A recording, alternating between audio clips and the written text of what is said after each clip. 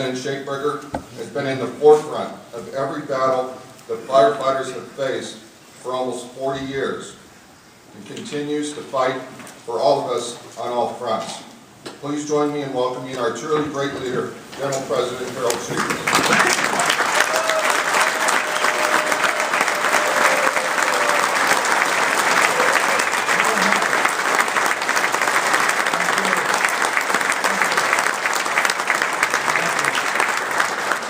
Thank you, sisters and brothers. All the loud cheering over there will not get you another nickel. All right? Those that wanted to undermine your legal confirmed laws. Those who wanted to silence your political voice and paycheck protection. Those that wanted to really turn the clock back on not just some pension reform, but virtually destroyed your pension plan. Those that wanted to see if they could cripple you by simply eliminating your ability to resource yourself through dues deduction.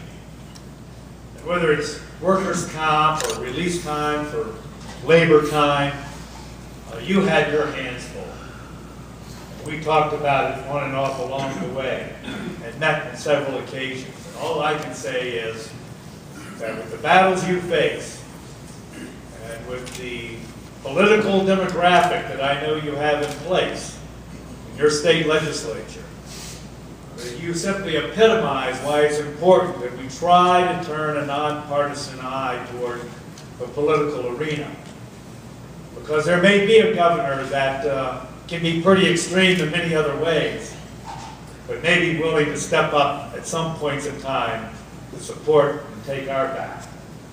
There may be those GOP members of your Senate that can be difficult, to say the least, but maybe simply from fear of not being put in the crosshairs of the professional firefighters of Arizona was able to help to eliminate or diminish those attacks. And all I know is that watching this, I was amazed to see the shape that you came out with and the pushback that you made, the success on our members' behalf that you accomplished. And I just want to say to both of you and your entire team, job well done.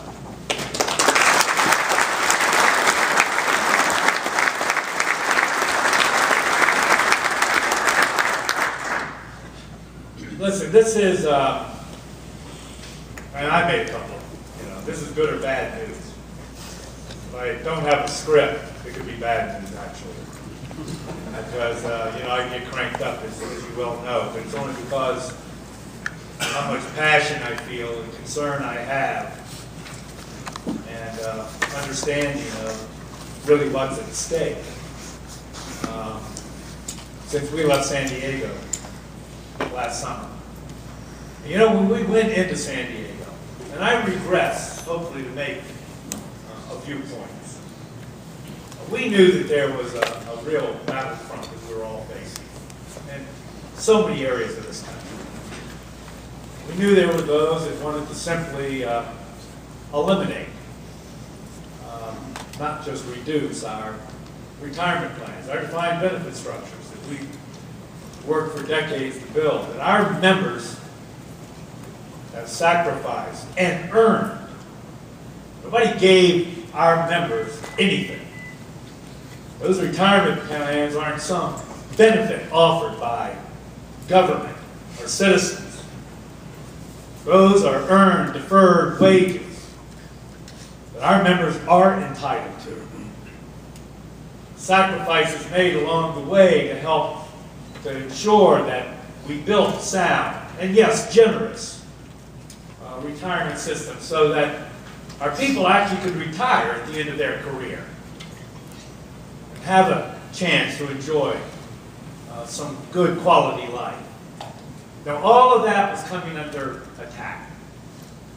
We went into San Diego understanding that that attack was being set up and proposed on this stage of economic calamity. That the economic crisis, no less word, that we began to experience in September of 2008, they watched an economy all but go into depression, 14 million unemployed. If you really take a look at the real underemployment, those that got jobs but they were part-time, or got jobs that were sub-wage, living wage jobs, under $18,000 a year. If you really take a look at the real employment statistics that occurred over the course of this last 2.5 years, we're talking about 24 million people out of work or underemployed. We watched the financial market virtually crash, 14,000 to 6,500. I don't have to tell you what it did to your own personal 457 plan accounts. What it also did to our retirement plan asset basis, and what it did to the unfunded liabilities of so many of our plans. We watched predatory lenders, mortgage and banking system. It was so cynical that they were making money not only out of thin air. Forget all the investment vehicles and exotic investments, and hedge fund managers and derivatives and all that horse shit. It was simply about the rich and the wealthy wanting to find a way to make more and more, and most of it at the expense of all of us, of workers, middle class America. We watched that system prey on those that wanted to own a home. And maybe they shouldn't have been put in that situation. But it was a system and a government that said everybody should own a house. That's part of the American dream. And we're going to make sure that you own one. Of course, we're not going to talk about the fact that we're going to set it up on a table that's so weak that it eventually will completely collapse. And now in the last 26 months, we've got 4 million foreclosures. These aren't irresponsible people that didn't pay their bills. We're talking about a cynical system that took advantage of so many and now has put them out on the street. That was the framework that we began to find ourselves in 2008, the fall thereof. And it created a lot of pain, and a lot of fear, and a lot of anger, and a lot of frustration. People were hurting. They were looking for a place to vent their anger and frustration. And that was the table. That was the stage that was set for those that really wanted to destroy our retirement plans, not because they were worried about the damn budgets. And they didn't give, in my view, two shits about unfunded liabilities, or transparency for the citizens, or making sure we're responsible to our taxpayers. No, this was all about the money. This was all about those that were the rich and the wealthy that simply wanted to make more. And they had successfully destroyed the retirement structure in the private sector, putting everybody into their 401ks, and everybody's going to be millionaires. You remember those days? Everybody's going to be a millionaire by the time they're ready to retire. The truth of the matter is that that system and that structure fundamentally does not allow people, on balance, to be prepared to retire when their retirement years arrive. This is about those that realize that the $3.7 trillion of assets. I don't want to turn this into an economic class, but this is about what the hell this is really all about. And this is about what our members have to understand this is all about. About the money. About that $3.7 trillion that right now are managed in trust, handled by trustees, overseen by professional pension administrators, with consultants hired to ensure that managers are held accountable and measured against their peers, that they're following the sound investment guidelines and principles that are established. And they want to take all of that and put it into the hands of individual workers. Why? Because they know they can charge, instead of 25 to 40 basis points to manage money in a defined trust structure, they can charge 100 and 125 basis points. They know our members will churn their investments. They know that they will not have the skills really to be adequately diverse in their investment, or to balance and to rebalance, and the words and the adjectives and go on and on. But the fact of the matter is they know that this was going to be the next cash cow. That's what this battle is really all about. And that's what we were preparing for. And this convention of ours, and all of you that attended, said, we've got to establish a resource. We've got to be able to be in a position to push back and to fight back and to protect the retirement systems that our members have built and have earned. And we did that with building a department, and staffing it with, I think, some of the best minds from the pension community. And we've continued to build that over the fall and into the winter, ready to be able to fight all of these pension reform battles, all of these attacks that simply want to get their hands on our money. And we could have never imagined, as we came through the midterm election and watched, I'm not getting into Republican, Democrat, I'm getting into right-wing extremists, that we're able to take that pain and that fear and that anger and that frustration, and they were able to capitalize on it. And to have a midterm election that swept in a whole new generation, God forbid, of political leadership. They wanted to take this country back a century ago. We could have never imagined, as we went into 2011, what we were going to begin to face. 9 new governors, 20 legislatures that have flipped. And again, not just from one party control to another party control. This is about ideology.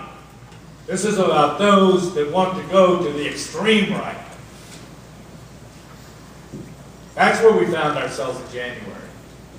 Those that would like to simply take us back to the time when a couple of handfuls had all the wealth, all the gold, and the masses had absolutely nothing.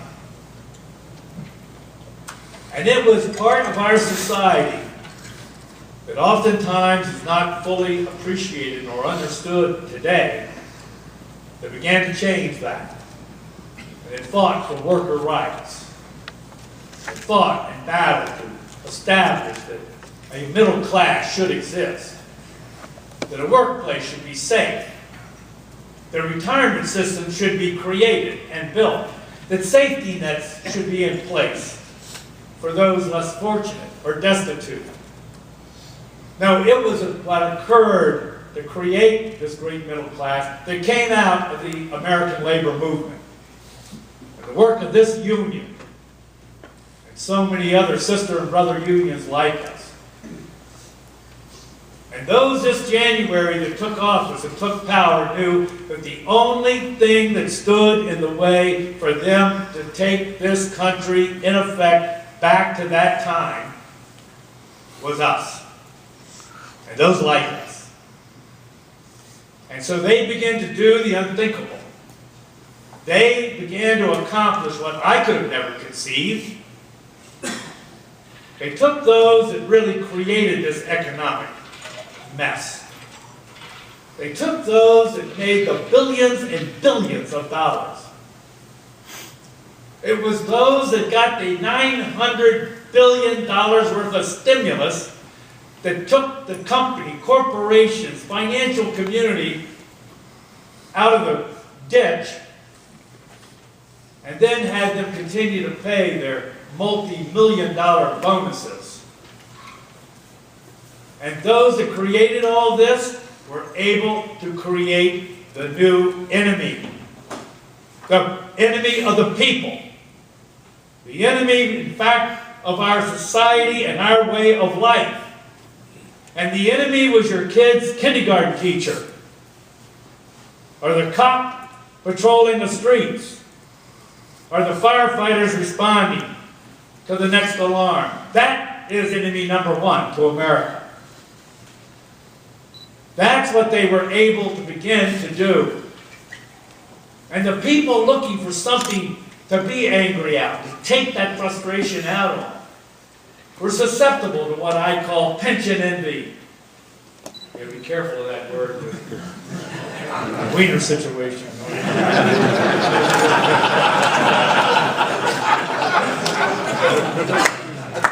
See, he said I could never be funny.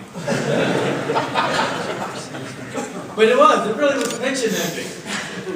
And they were, and I'm telling you, I am tipping my hat, I hate to, but I am tipping my hat to those that are on the other side of this battle line from us.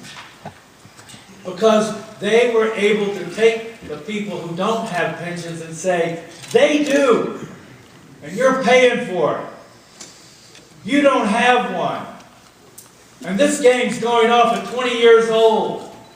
They got drop plans, they got deferred comp plan. You don't have any of that, and you're paying for it. Is that fair? So let's take all the votes down. Let's not try to raise all the votes up. Let's take it away from those that have it, because you don't have it. No, that was the beginning of a split. Then they took our own movement, private sector against public sector.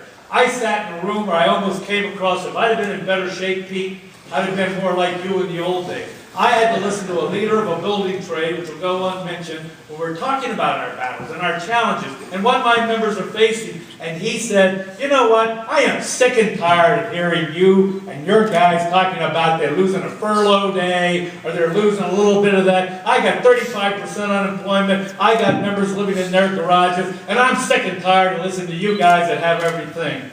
This is in the House of Labor.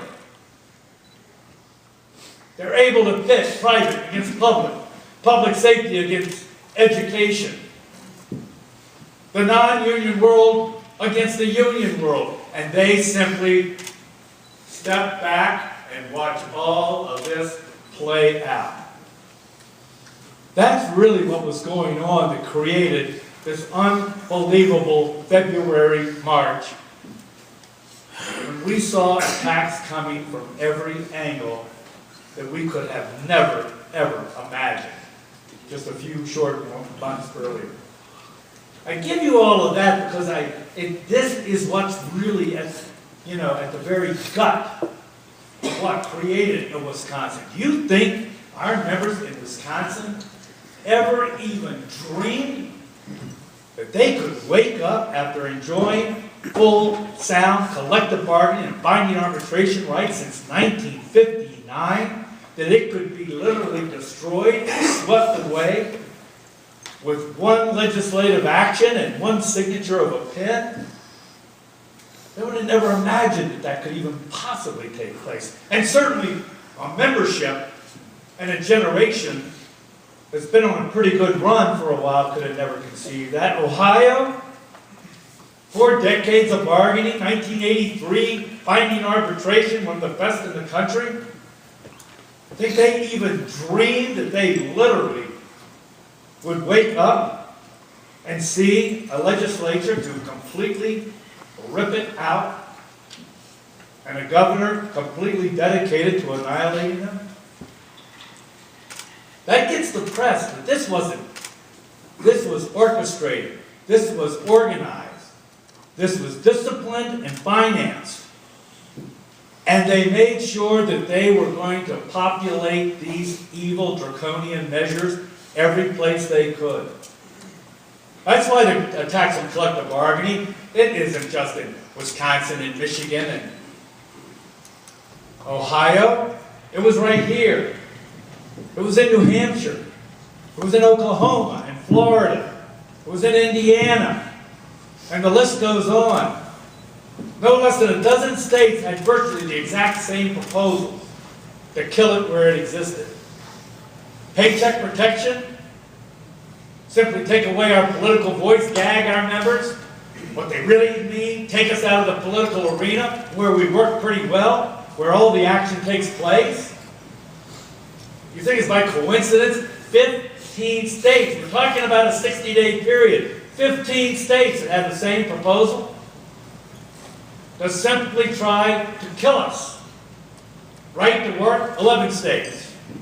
And then, to me, the most insidious proposal of all. Brilliant. Hey, we got to get rid of these bastards. They're too strong. They can be too effective. So you know what? We're just going to simply cripple them. We're going to take away the ability for them to have dues deduction. Because we know in today's world, today's living arrangements, they'll never be able to collect their dues one by one, member by member. We take that away, and we have begun to destroy the very labor movement. In our case, a union that does a pretty good job of representing its members and fighting back. No, this was the perfect storm. Right to work, paycheck protection, dues deduction elimination, a tax on collective bargaining. No less than 25 states. Multiple pieces. That's where we found ourselves. Those on the far right knew exactly what they were doing. And they know exactly what they're attempting to achieve. This isn't enough.